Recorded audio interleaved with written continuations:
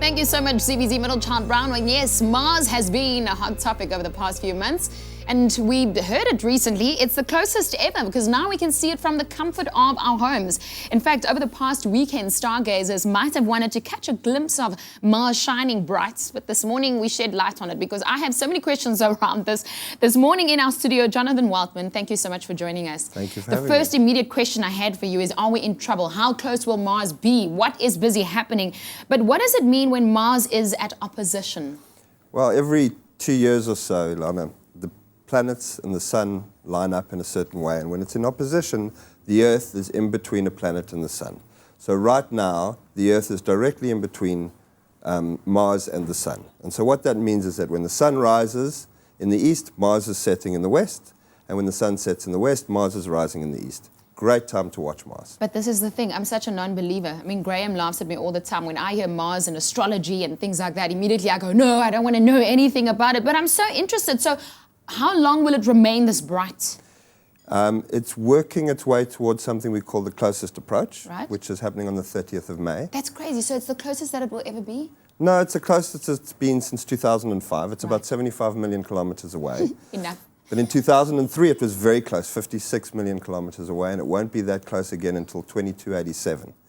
So that's a long time. There's a whole memes out there. People are going, Mars is going to hit Earth, and it's as big as Earth. Is it true? Yeah, my favorite is that it's going to be as big as the moon in the sky. But no, that's not going to happen. If that happened, the gravitational forces would be really bad. Right. But it can't get that close because the planets push each other away. So we're pretty safe. So like magnets, we should thank gravity that it won't come that close. Yep. Okay, so we're fine. People say this happens once in a blue moon. Yeah, well, actually, it was a blue moon on Saturday night. So we had opposition of Mars on Sunday, blue moon on Saturday. Now, a blue moon is not actually blue. Right. We have two definitions. We have an old definition, which is what we call a seasonal blue moon. That's when you have 4 new moons in one season. So there's 3 months, but 4 full moons. And the third of those 4 full moons is called a blue moon. Does it ever become blue?